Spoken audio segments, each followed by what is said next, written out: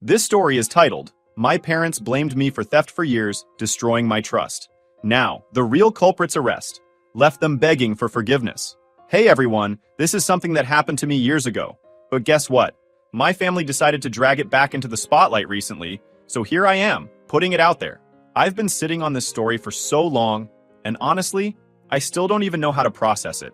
Alright, so here's the deal. I'm 23 now, but this story starts when I was 15, and man, it still messes with my head sometimes. I'm the middle child, sandwiched between my older sister Sarah and my younger brother Liam. Sarah was 17 at the time, always doing the right thing type. She was every parent's dream, responsible, ambitious, the whole 9 yards. Liam was 11, and as the youngest, he was the golden child. He could do no wrong in their eyes, always getting a free pass on everything. And then there was me, the middle kid, just trying to stay out of trouble and make my own way. My parents always said they were all about fairness. You know, dividing things equally, making sure we each got the same opportunities. But looking back, that idea of fairness was just smoke and mirrors. They treated Sarah like the future CEO of the family, Liam like the baby they needed to protect, and me like, well, just there. Not bad enough to be a problem, but not good enough to shine either. Now my dad had this collection. He wasn't into stamps or coins like some people. It was pocket knives, baseball cards, and a few autographed baseballs. He had a whole shelf in his bedroom dedicated to these things, like some kind of shrine. He'd tell stories about where each item came from, how much effort he put into getting them, or what they were worth. It wasn't my thing, but hey, he loved it. Some of the stuff was valuable too. Not crazy money, but enough that he was proud of it. But things from his collection started to disappear. The first thing that went missing was a pocket knife. It wasn't just any knife, it was his favorite.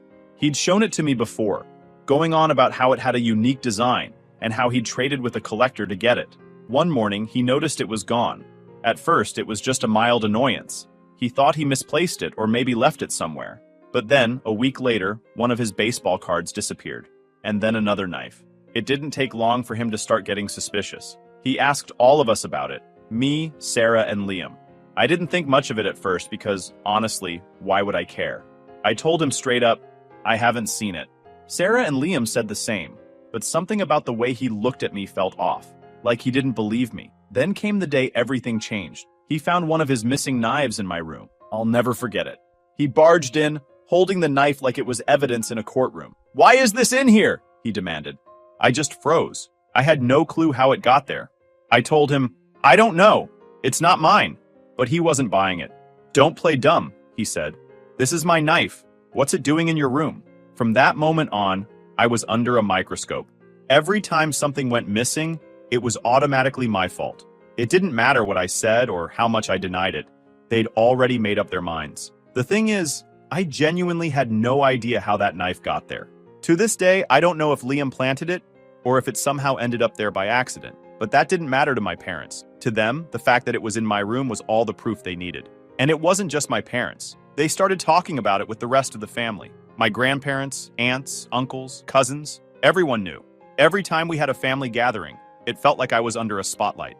People made comments, sometimes subtle, sometimes not. My uncle once said, "Better keep an eye on your wallet around him," and laughed like it was a joke. My grandma would give me these looks like she couldn't believe I'd turned out this way. At school, things weren't much better. My mom told one of her friends what was going on, and that friend happened to be the mother of a kid I went to school with. You can guess what happened next. It spread like wildfire. Suddenly, kids were whispering about me in the hallways. I'd hear things like, "Isn't he the one who stole from his dad?" I kept my head down, but it wasn't easy. I mean, how do you prove you didn't do something? The more I denied it, the guiltier I looked. It felt like I was trapped in this game where no matter what I did, I couldn't win. Liam, on the other hand, seemed totally unbothered by the whole thing. He was always in the background, playing his games, doing his homework, acting like the innocent kid he was supposed to be. Sarah stayed neutral, not wanting to get involved, which hurt in its own way. I thought maybe she'd stick up for me, but she didn't. She just kept her distance, like the whole thing was beneath her. The worst part wasn't even the accusations. It was the way it made me feel about myself. I started to doubt everything. I'd keep replaying every interaction in my head, trying to figure out if I'd done something to deserve this. I even wondered if I was somehow stealing in my sleep or forgetting about it. I know how crazy that sounds, but when everyone around you treats you like a thief, it messes with your head. My parents kept saying, "We're just trying to help you learn from your mistakes." But what mistakes? I didn't do anything. At least, I didn't think I did. The lines between what I knew and what they believed started to blur. I began to isolate myself. I stopped hanging out with friends because I didn't want to answer questions about why I couldn't go out or why I looked so stressed all the time. I stayed in my room as much as possible, trying to avoid my parents and their endless questions. What else have you taken? Are you lying about this too? It never stopped. By the end of that year, I felt like I was a stranger in the house. I didn't trust my parents, my siblings, or even myself. All I wanted was for someone, anyone, to believe me, but that wasn't going to happen. So, after my dad found that knife in my room, things went from bad to worse. It was like I'd officially been branded as the thief, and there was no coming back from it. My parents decided they needed to teach me some kind of lesson, and let me tell you, they were not playing around. A few weeks later, things kept disappearing. One of the autographed baseballs was missing, and this wasn't just any ball. It was signed by his all-time favorite player, the one he always bragged about. I heard him yell from his room, "Where the hell is it?" My stomach dropped. I was sitting on my bed, already tense, and when I heard the anger in his voice, I started shaking. I didn't even know why I was nervous. I hadn't done anything wrong, but I couldn't stop the panic from creeping in. I heard heavy footsteps coming toward my room, and I knew what was coming next. My door flew open, and there he was, holding the empty display case like it was some kind of smoking gun. "You've got 5 seconds to tell me where it is," he snapped. I stammered, trying to say I didn't have it, but he cut me off. "Don't lie to me again. I've had enough of your crap." His voice boomed so loud I thought the walls might crack. I could barely get a word in before he started tearing through my room like a tornado. "First the knife, now this? What else have you taken? Is there anything in this house I can trust you not to steal?" He was opening drawers, throwing my clothes on the floor, ripping my backpack apart, even checking under my bed. I just stood there, shaking and trying not to cry. When he didn't find the ball, he only got angrier. "You think you're clever, don't you?" he shouted, pointing his finger at me like I was a criminal caught red-handed. "Hiding it somewhere I won't find it. Well, guess what? You're not going to get away with it this time." At that point, my mom walked in, but instead of calming him down, she joined in. "Where is it?" she demanded, her voice sharp and accusing. "We've given you chance after chance, and this is how you repay us?" When they left me alone in my room, I started questioning myself. What if they were right? What if I was taking things without realizing it? I mean, how else could the stuff keep disappearing?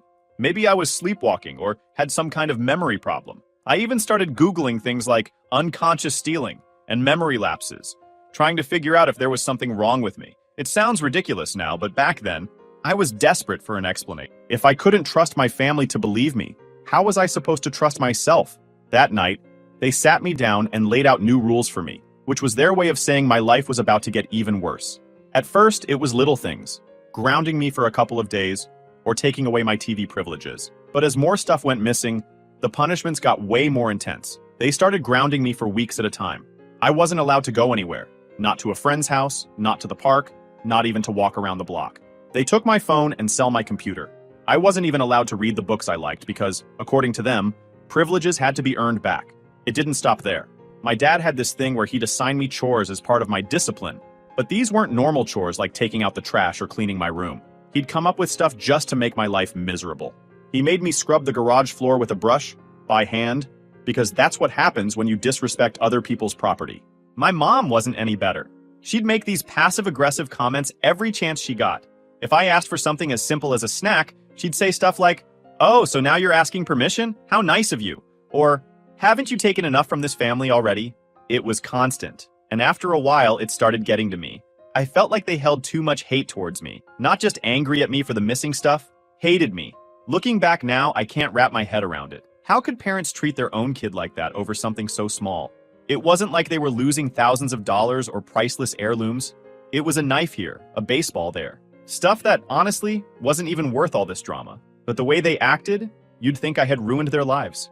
The resentment they held toward me was so obvious, and it cut deep. And let's not forget about Liam and Sarah. Liam just sat back and watched, never saying a word. He'd be playing his games or watching TV while I was stuck scrubbing the baseboards or reorganizing the pantry. Sarah, on the other hand, acted like the whole thing didn't exist. She stayed in her room most of the time, barely acknowledging what was happening. I guess that was her way of staying out of the drama, but it felt like a betrayal. After that, they decided to cancel my birthday.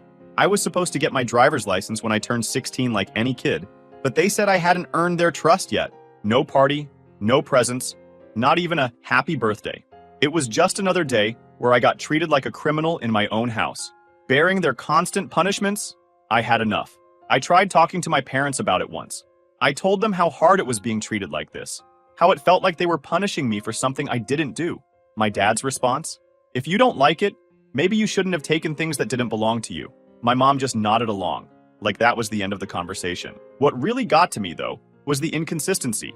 One minute, my mom would act like she was trying to help me turn things around, and the next, she'd be telling me how disappointed she was in me. My dad would do the same thing, acting like he was trying to teach me some valuable life lesson, but really just finding new ways to make me feel like a failure. After a while, I stopped trying to fight back. What was the point? No matter what I said, they wouldn't believe me. I thought maybe if I kept my head down and did what they wanted, things would get better. By the time I turned 17, I wasn't the same person I used to be. The constant accusations, punishments, and isolation had done a number on me. I wasn't just angry anymore. I was tired. Tired of trying to explain myself. Tired of hoping things would get better. And tired of feeling like the black sheep of my own family. What happened to me at 15 stayed with me as I grew older, shaping how I saw myself and the world around me. Even now, I catch myself doubting my own worth, questioning whether I deserve the good things in my life, or waiting for the other shoe to drop. Even when things are going well, it's like the version of me that got crushed by their mistrust never fully recovered. My parents didn't treat me like a son anymore. They treated me like a problem they were stuck with. Every interaction with them felt like they were just waiting for me to screw up again. My dad would barely even look at me unless it was to yell or question me about something that had gone wrong. He acted like every mistake, no matter how small, was proof that I couldn't be trusted. If I forgot to do a chore or left something out of place, he'd snap, "Of course. You can't even do this right." My mom wasn't any better. She'd stopped trying to hide her disappointment in me altogether. Anytime she spoke to me, it was either to lecture me about responsibility or to remind me of how much I'd let them down. She had this way of sighing every time I walked into the room, like just seeing me there was enough to ruin her day. Even when I tried to avoid them, it wasn't enough. If I stayed in my room too long, she'd come in and say, "You're not going to hide away forever. That's not how you fix things." But when I did try to engage, it only gave them more chances to remind me how much they didn't trust me. They also stopped giving me any benefit of the doubt. If something went missing, even something small like a pair of scissors or a pack of batteries, the blame automatically landed on me. My dad would say, "Let me guess, you have no idea where it went," with that tone that made it clear he thought I was lying. It didn't matter how many times I denied it or how logical my argument was. They'd already decided I was guilty. The worst part was the constant anxiety. Every sound in the house made me jump, like I was always waiting for the next explosion, the next accusation. I'd catch myself panicking over the smallest things, like leaving my room a mess or accidentally knocking something over. Even when I wasn't being yelled at, my brain would convince me that I was about to be. It was like walking on a tightrope, except I didn't know when or if I'd fall. It's weird how quickly you adapt to stuff, even when it's unfair. I stopped expecting fairness or even kindness from my parents. Instead, I just kept my head down and tried to avoid any situation where they might start another fight. I'd stay in my room most of the time, only coming out when I had to eat or do one of the endless chores they assigned me. So, fast forward a few years. I'm 23 now, living on my own, doing my thing. I moved out right after I turned 18 and never looked back. I'd barely talked to my family since then. Maybe a quick text here or there during the holidays, but that was it. For the most part, I kept my distance. Then, one random afternoon, my phone rang. It was my mom. Honestly, I almost didn't pick up. We hadn't had a real conversation in years, and I wasn't in the mood to fake a polite chat, but something told me to answer, so I did. Right away, I knew something was off. Her tone wasn't the usual casual I was used to. It was hesitant, almost shaky. "Hi, sweetie," she started. "I hope you're doing well. I need to talk to you about something." I didn't say much, just a quick, "What's up?" because I honestly had no idea where this was going. That's when she hit me with it. "Things have been going missing again," she said. I sat up straighter. "Missing? Like what?" She listed off a bunch of things. Some of my dad's collectibles, cash from their wallets, and even my mom's jewelry. It was a lot more serious than the stuff from years ago. "But," she continued, "this time we knew we had to be sure before we accused anyone." That's when I realized where this was headed. I swear my heart stopped for a second. Were they about to drag me back into this mess? Were they seriously calling me to blame me for stuff I wasn't even there to take? But then she said something that threw me. "Your dad set up cameras in the house," she said. "And we caught Liam. Liam, my younger brother, the golden child, the one who could do no wrong." I couldn't even process what she was saying at first. Wait, what?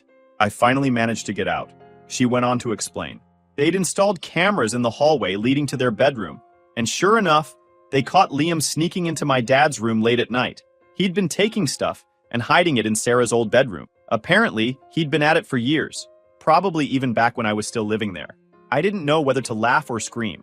On one hand, I felt vindicated. All those years of being accused, punished, humiliated, it wasn't me. It was never me. But on the other hand, I was furious.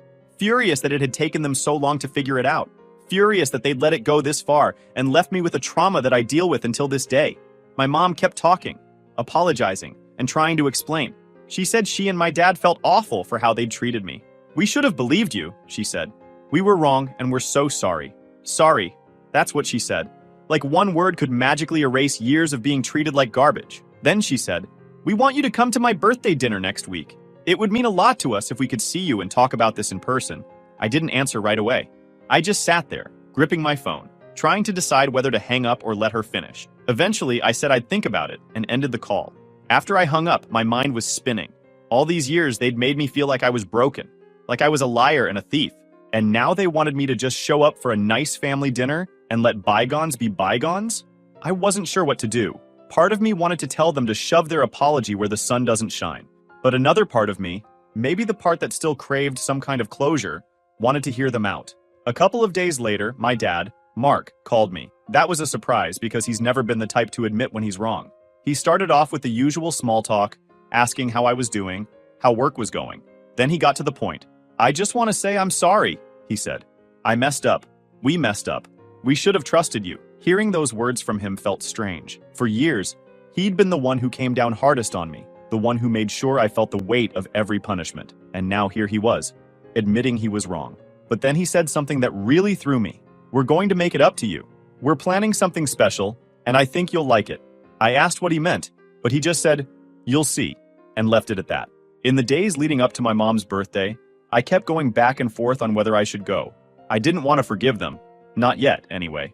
But I was curious to see what they had to say, what they were willing to do to make things right.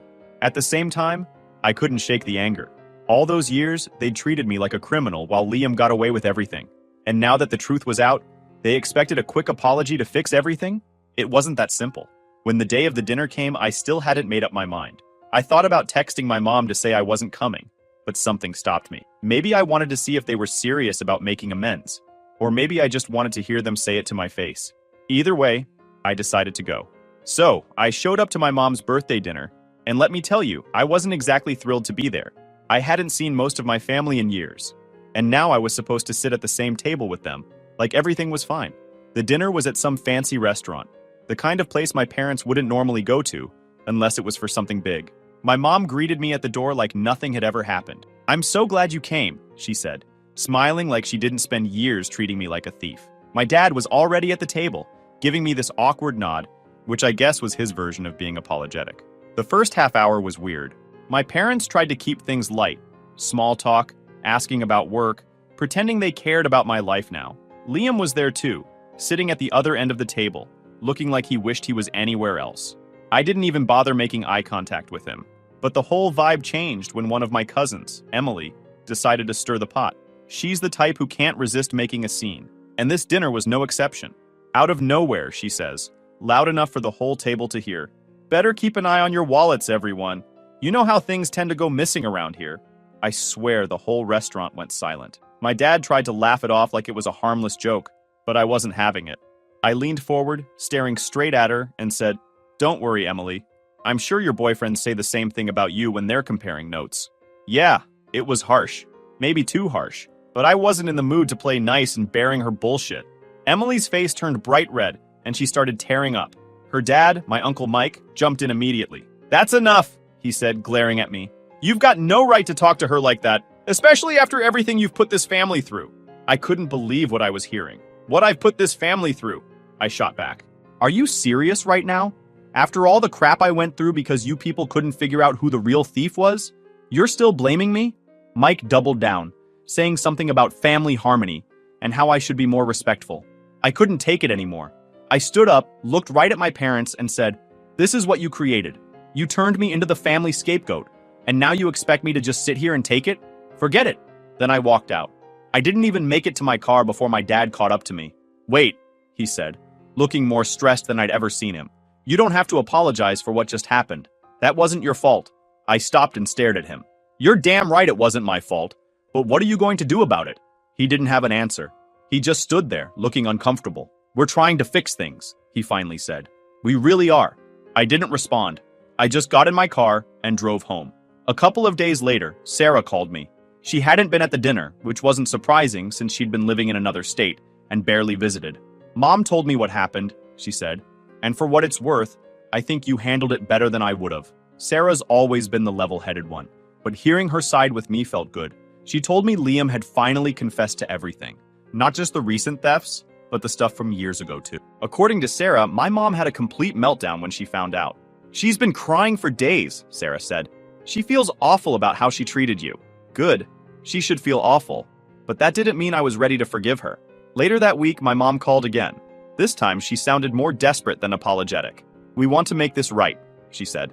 Your dad and I are selling some of our things to help pay off your student loans, and we're planning to get you a new car. It's the least we can do. I told her straight up, I don't want your money, and I don't want your car. You can't buy your way out of this. She started crying again, but I didn't care. For years, I'd been treated like the family screw-up, and now they thought a few expensive gifts would make me forget about it? Not a chance. But things shifted when Liam got arrested. He'd stolen my grandpa's truck and crashed it into a streetlight about 2 miles from their house. The truck was totaled, and my grandparents were furious. They kicked him out and refused to let him come back until he paid for the damage. My parents canceled Liam's college fund to help cover the costs. That's when I found out they'd planned to use part of that money to buy me the car they'd been talking about. The irony was almost funny. When my dad called to tell me about it, he sounded more defeated than I'd ever heard him. We've made so many mistakes, he said. I don't expect you to forgive us, but I hope you'll at least let us try to make things right. I didn't know what to say. I kind of wanted to believe him, to give them a chance to fix things. But the other part of me, the part that had spent years being blamed, punished, and humiliated, wasn't ready to let it go.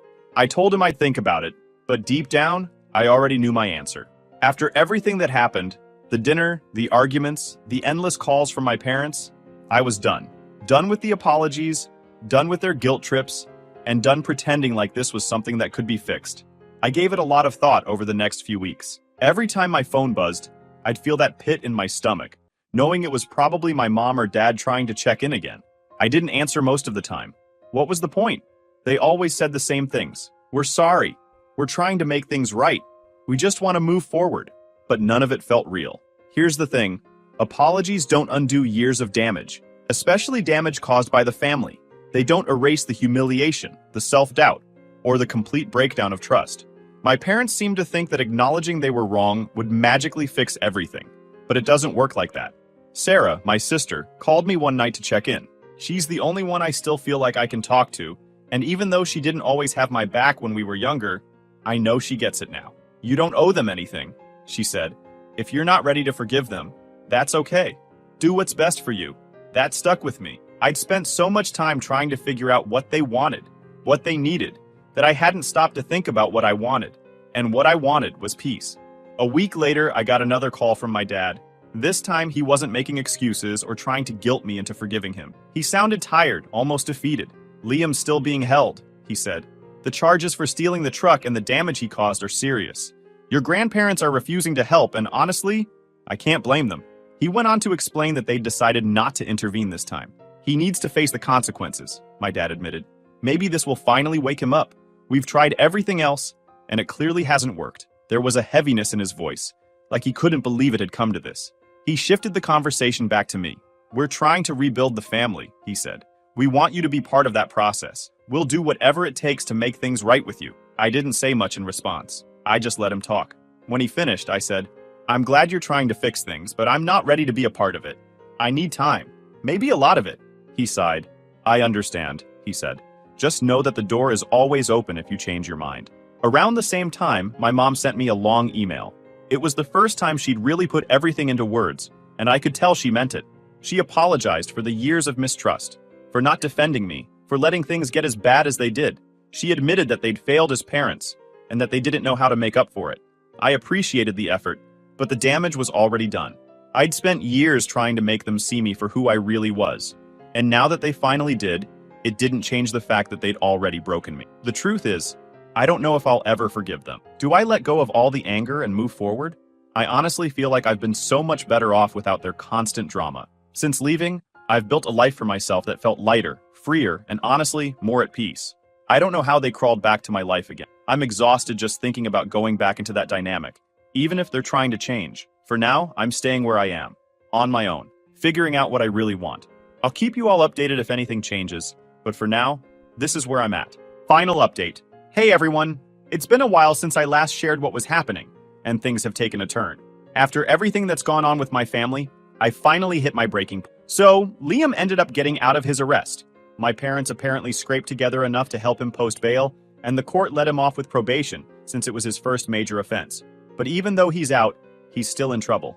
Sarah told me that he's staying with our grandparents, but they're keeping him on a tight leash. He has to get a job, pay them rent, and follow strict rules to prove he's growing up. You'd think after all of that, he might show some remorse or try to change, but no. According to Sarah, Liam's been sneaking money from my parents' emergency savings account to buy video games and snacks. It's not as dramatic as stealing a truck, but it's enough to make me realize that nothing has changed. Meanwhile, I couldn't help but compare. I was cast out for years over something I didn't even do, and here they were bending over backward to give Liam chance after chance. When it came to me, their solution was to treat me like dirt until I left. But for Liam, they couldn't bear to cut him off, no matter how much damage he caused. That's when I made my decision. I sat down one night and wrote out a message to my parents. I kept it short and direct. No long explanations, no arguments, just the truth. I basically sent, I appreciate the effort you've made to apologize and make things right. I really do. But the truth is, I don't think I can ever fully trust you again. The way you treated me for all those years, assuming the worst, punishing me, isolating me, it's something I can't just forget. I need to move on with my life, and that means cutting ties for now. Maybe someday I'll feel differently, but right now, I need space. Please don't contact me anymore. I'll reach out if and when I'm ready. Take care. Sarah called me the next day, and I told her what I'd done. She didn't judge me or try to talk me out of it. I get it, she said. You have to do what's right for you. That was the most validating thing I'd heard in a long time. Liam never reached out. Not that I expected him to. From what Sarah told me, he's been acting like nothing is his fault, which doesn't surprise me one bit. It's just who he is. It's been a few months now since I sent that message, and honestly, I feel good about my decision. Cutting ties wasn't easy, but it was necessary. For the first time in a long time, I feel like I can breathe. I've been focusing on my own life. It's not perfect, but it's mine, and that's what matters. My parents still have a lot of work to do if they ever want a real shot at rebuilding our relationship. Saying sorry isn't enough. They'll have to prove they've changed, and I'm not holding my breath. For now, I'm done being the scapegoat, the target, or the project they think they need to fix. Sometimes, walking away is the only way to heal, and for me, it was the only choice I had left. Thanks for sticking with me through this, and I'll let you know if there are any updates in the future. For now, I'm focusing on living my life drama-free.